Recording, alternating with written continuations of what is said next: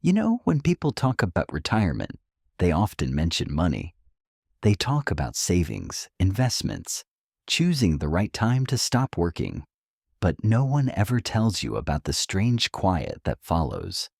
No one mentions what happens to your sense of purpose, your daily rhythm, or even how you feel when your name tag is gone. I am 70 years old now. I retired 5 years ago. And let me tell you, retirement is not just a date on the calendar. It is a shift, deep and personal. There are 8 things that always happen before you retire, things I wish someone had told me. So today, I am not here to give you advice from books or experts. I am here to speak from my own experience. If you are getting close to retirement, or even just thinking about it, I hope this helps you feel a little more prepared, a little less alone, because you are not the only one going through it, and you do not have to figure it all out by yourself. 1. You start questioning who you are. When I retired, I thought I'd feel proud. I thought I'd feel free. And in some ways I did. But what I did not expect was the quiet question that crept in just a few days later. Who am I now? You see, for over 40 years, I was a teacher. That was not just a job. That was an identity. People called me Mr. Whitaker. Students waved to me at the grocery store. Colleagues respected me. Parents trusted me. I had a place, a role, a clear reason to wake up every morning. But when I retired, that title disappeared. No one called me Mr. Whitaker anymore. I was just John, just another older man in line at the pharmacy. The sense of recognition faded. I was no longer needed in the same way. And I wasn't prepared for how much that would shake me. No one talks about that part. They say, "Congratulations, enjoy your retirement." And yes, there is joy in it. But there is also a strange emptiness, like stepping out of a room where everyone used to know your name, and now you are standing in the hallway, wondering where to go next. There were days I just sat in my kitchen, drinking coffee, staring out the window. I didn't feel sad exactly, but I didn't feel solid either. It was like my identity had melted into something I didn't quite recognize. I wasn't depressed. I wasn't lost. But I was floating.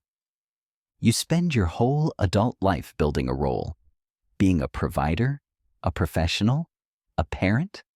And when the job ends, even if your kids are grown, even if the bills are paid, the identity part doesn't just switch off.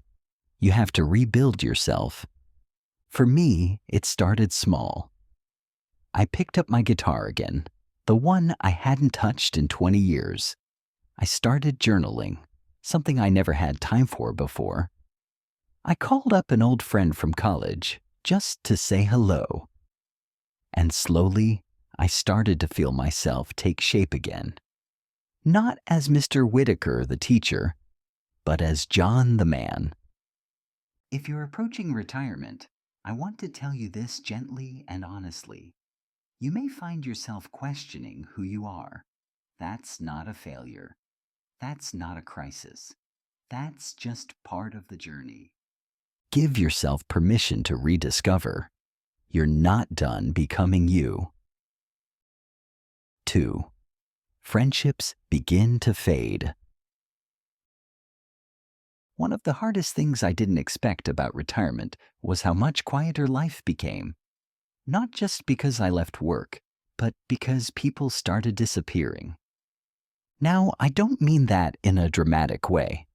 But the truth is, once you stop seeing people every day, you realize how much of your social life depended on being around others at work, at the store, at the same lunch table, even in traffic. That daily buzz, it fades fast. In the first year after I retired, I tried to keep up with my old colleagues. We'd grab coffee now and then, or meet for lunch. But slowly, those invitations stopped coming. Some of them moved away. Others started spending more time with their grandchildren or took on part-time jobs. One of my closest friends, Don, was diagnosed with Parkinson's, and overnight, he just wasn't able to come out like before. It wasn't anyone's fault. That's the tricky part. No one did anything wrong. Life just shifts. And then it hits you. You're not in the loop anymore. You hear about people retiring after they already left. You find out someone had surgery months ago, and no one thought to call. It made me feel invisible in a way I never had before. The loneliness doesn't always arrive as sadness. Sometimes it's just a quiet afternoon when you reach for the phone, and you can't think of anyone to call. I don't share this to make you feel afraid of retirement, but to help you prepare for the emotional landscape.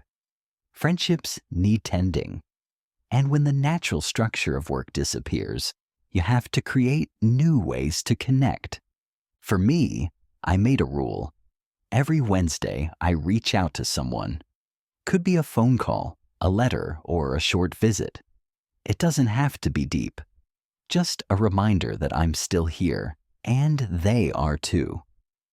I also joined a book club at the library. Not because I needed more books. I needed faces. I needed names and stories and the rhythm of being part of a group. And you know what? I'm glad I did. The friends I've made post-retirement, they're different. There's no competition, no agenda, just shared time. And that's something special. So if you're watching this and you're nearing retirement, ask yourself, who do I want to keep close? Who do I need to reach out to now, before time and distance do their thing? Friendship doesn't disappear all at once. It just slowly stops showing up, unless you invite it back in. 3. You worry about health every morning. I used to think about my health maybe once or twice a year, usually around my annual checkup or if I caught a cold. But once I hit 65, and especially after I retired, it became a daily thought. You start waking up and scanning your body. Why is my knee stiff today? Was that a chest pain or just gas? Is this normal, or is this something I should call the doctor about? It's not that you become paranoid. It's just that your body starts talking more. And in retirement, with more time and less distraction, you hear it louder than ever. I remember the day I signed up for Medicare. I sat at the kitchen table with the forms spread out, and I felt this strange mix of relief and fear. Relief that I'd have coverage. Fear that I might actually need it. Health becomes a different kind of priority in this stage of life, not just to avoid hospitals, but because it connects directly to your freedom. If my back goes out, I can't travel to see my grandkids. If my blood pressure spikes, I miss my weekly walk with Bill. Every little thing starts to matter more. And here's something people don't talk about. It's emotional too. You start seeing people your age getting sick. Some recover, some don't. You feel this ticking clock in a way you didn't when you were younger. There's also a shift in how others see you. Doctors speak more carefully. Pharmacists explain more slowly. And sometimes your kids start calling a little more often. Not just to say hello, but to check in. I'm grateful for their care, but I'd be lying if I said it doesn't remind me that I'm not 30 anymore. So, what do you do with that? You take care. You move your body. You stay active not just to look good, but to feel capable. You make peace with the aches, but you don't ignore them. And most of all, you stop waiting for perfect health to enjoy your life. Because if you wait until nothing hurts, you'll be waiting forever. Wake up, stretch, drink water, take your walk, see your doctor, but also laugh with your neighbor, eat the pie, and enjoy the sun on your face. Retirement doesn't mean perfect health. It means learning to live well, even when things creak a little. 4. Time changes its shape. Monday to Friday, up at 6:30, coffee at 7, out the door by 7:30. The days had a rhythm, even if they were busy. Weekends meant something. Holidays were a treat. You looked forward to Fridays and dreaded Mondays. That structure gave time a kind of weight, a purpose. But after I retired, time changed. It stopped marching. It started drifting. I remember waking up one Tuesday morning, at least I thought it was Tuesday, and I had no clue what day it really was. It didn't matter anymore. There was no meeting to get to, no papers to grade, no bells ringing between classes. And at first, it felt amazing. I could sleep in. I could take my time with breakfast. No rush, no clock. But that freedom, it can sneak up on you. What starts out feeling like a break can slowly become a blur. Monday blends into Wednesday. You start asking yourself, wait, did I shower today or was that yesterday? It's not laziness, it's just the structure dissolves, and when you don't have to do anything, it's easy to stop doing something. One of the first things I missed, strangely enough, was the sound of a schedule. Even the little things, the morning traffic, the hum of coworkers, the lunchtime routine. Without it, the days started to feel flat. It wasn't sadness, it was disorientation. I started noticing that without a plan, I'd just drift. I'd sit in the same chair, read the same headlines, heat up the same soup. And suddenly it's 3 o'clock and I haven't spoken to anyone all day. That's when it hit me. Time wasn't the enemy. It was the frame that held my life together. And now I had to build that frame myself. So I made some changes. Nothing rigid, but just enough to give the days shape. I wake up at the same time every day now, even on weekends. I go for a walk after breakfast, no matter the weather. I write in my journal before bed.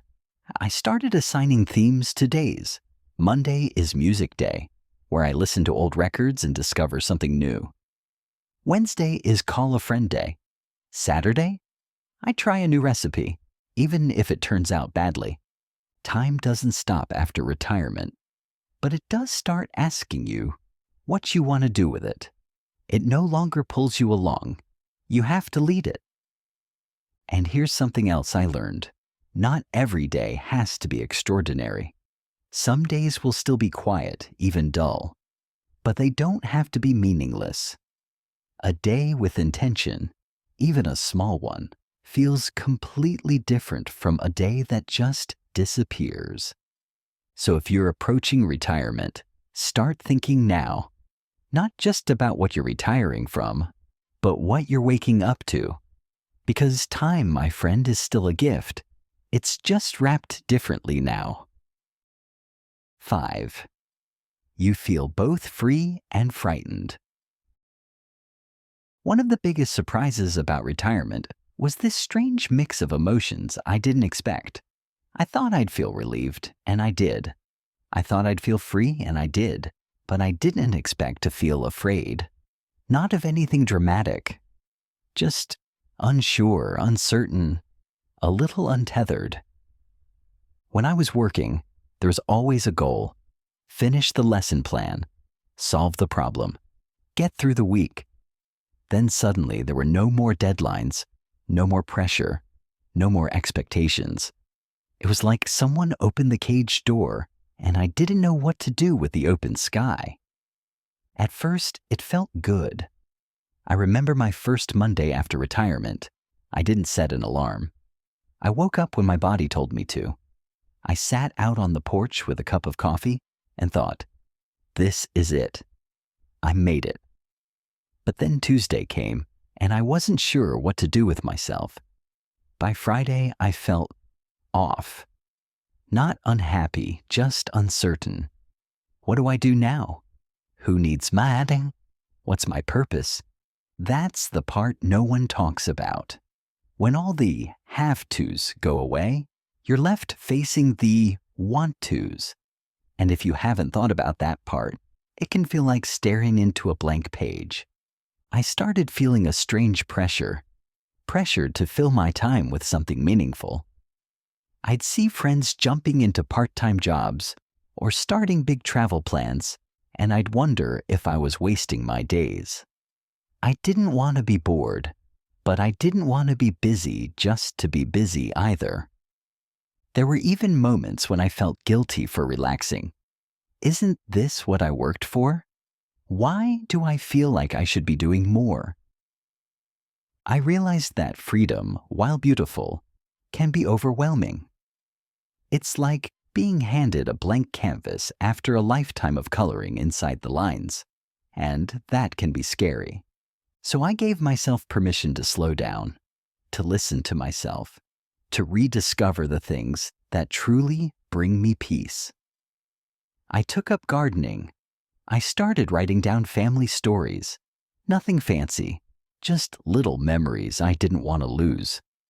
I spent whole afternoons with my grandkids and didn't feel the need to accomplish anything. And slowly, the fear faded. Not completely. It still shows up now and then, but it doesn't control me anymore. I realized I'm not lost. I'm just exploring again, like I did when I was young, only now with more patience and a bit more wisdom. Retirement isn't just the absence of work. It's the rediscovery of self. You might feel both free and frightened at the same time. And that's okay. Both feelings can exist together. In fact, that's how you know you're alive. 6. Money gets emotional. Let me tell you something about money in retirement. It's not just numbers anymore. It's emotional. Deeply emotional. And no one really prepares you for that part. I thought I had done all the right things. Saved steadily. Paid off the house. Lived within my means. But even with all that, I still found myself lying awake at night doing math in my head. What if I live to 90?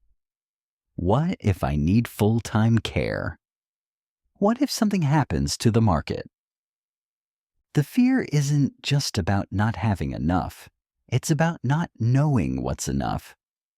Retirement changes how you look at money because it stops coming in the same way. You're not earning it anymore, you're withdrawing it. And that shift, it feels like a loss of control. Every time I took a little money out of my savings, I felt a pinch. Not just in my wallet, but in my chest. Even when I could afford it, I'd second-guess myself. Should I really buy that new chair? Do I need to fix the roof now or wait? Money became less about math and more about meaning. And then there's the guilt. I started thinking about my kids, about not being a burden, about whether I'd be able to leave them something even though I know they don't expect it. I thought about my daughter taking me to appointments one day. I thought about long-term care and what it might cost. It's heavy stuff. It's not about greed. It's about dignity. But here's what I've learned, and I say this with a full heart. Your money is meant to serve your life, not control it. You saved it so you could live. So you could breathe a little easier. So you could say yes to the lunch invitation, yes to the weekend trip, yes to that new pair of shoes you actually like. I worked with a financial advisor who helped me understand how to set limits, yes, but also how to give myself permission. Permission to enjoy what I've earned, to trust that I'll be okay, to know that peace of mind is sometimes worth more than a few extra dollars in the bank. Money is important, but so is your quality of life. And in retirement, that balance becomes more personal than ever. So if you're nearing retirement and you feel a tightness in your chest every time you check your bank account, you're not alone. But don't let fear steal the joy you've worked so hard to reach. 7. Your role in the family quietly shifts. This one surprised me more than I thought it would. See, in my younger years, I was the steady hand in the house. I drove the kids to school. I fixed the leaky faucet. I made the big decisions. I was the man people turned to. I was Dad, Grandpa, the go-to guy. But after retirement, things started to shift. It wasn't sudden. No one sat me down and said, "We don't need you like we used to." No, it was slower than that. Quiet, almost invisible. But I felt it. I remember when I had knee surgery a couple of years ago. My son offered for me to stay with him and his wife during recovery. I appreciated it. Of course I did. But I also felt something strange. I wasn't the helper anymore. I was the one being helped. There were moments that humbled me, like the time I reached for the ladder and my daughter gently took it from me and said, "Dad, let me." Or when I offered to drive the grandkids to school and my son hesitated before saying, "We've got it, Dad." None of this was disrespect. It was love, care. But still, it hit me. My role was changing. And here's the tricky part. I was proud of how capable they'd become. That's what we raise our kids for, isn't it? To stand on their own, to lead their lives with confidence. But no one tells you how hard it is to step back, to watch them take charge, to realize you're not the center of the wheel anymore. You become something quieter, more in the background, not the lead actor, but maybe the wise character who shows up for a scene or two. And that's not easy, especially when you've spent a lifetime being the anchor.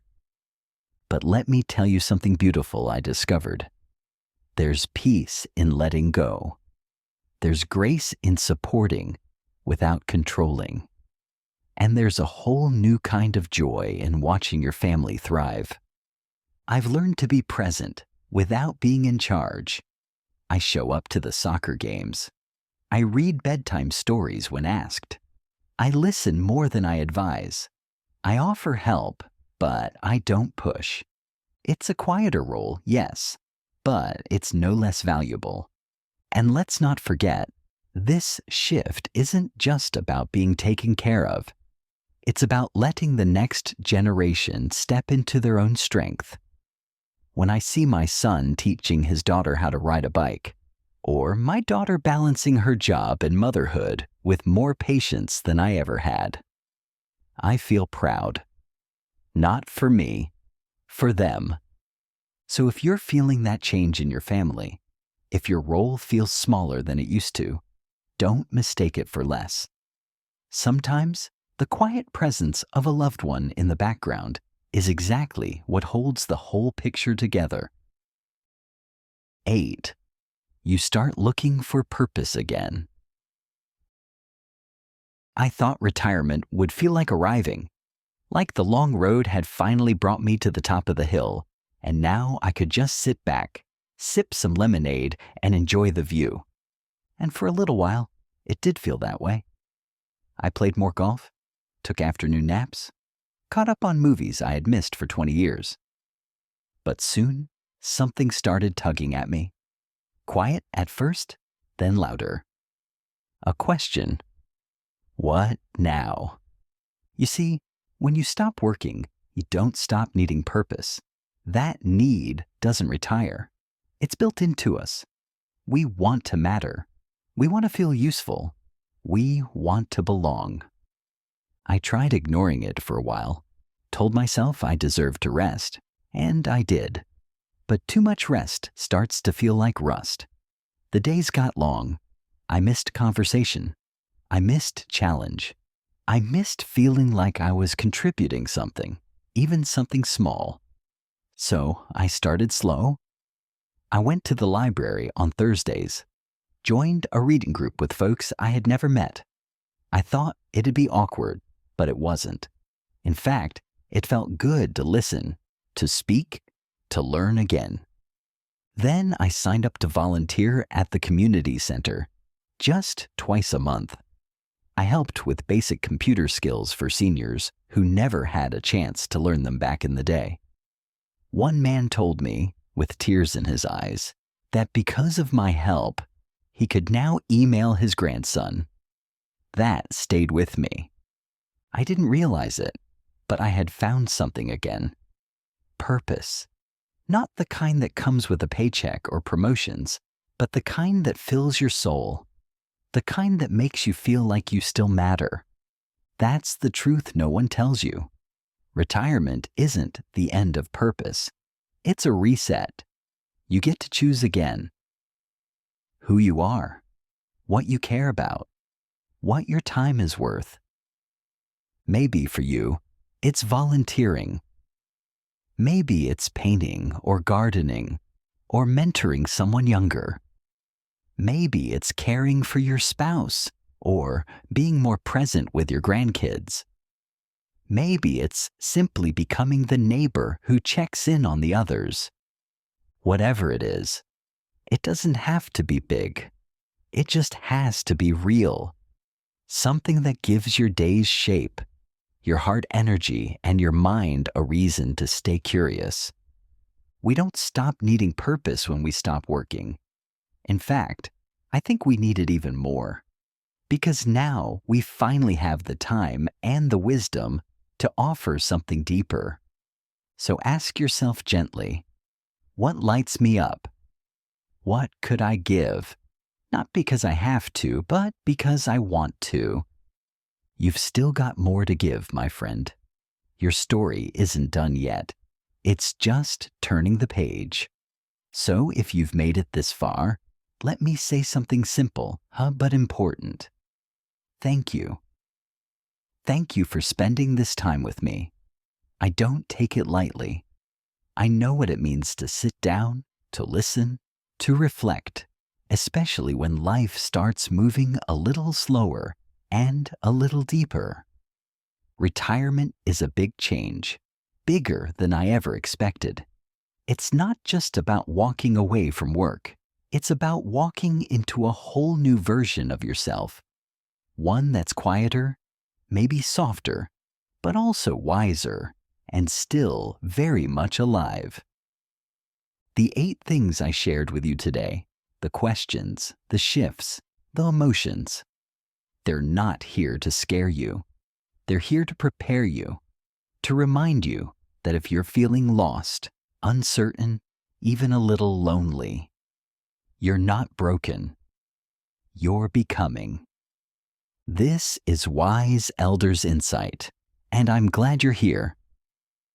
Stay with me. We've still got a lot to talk about.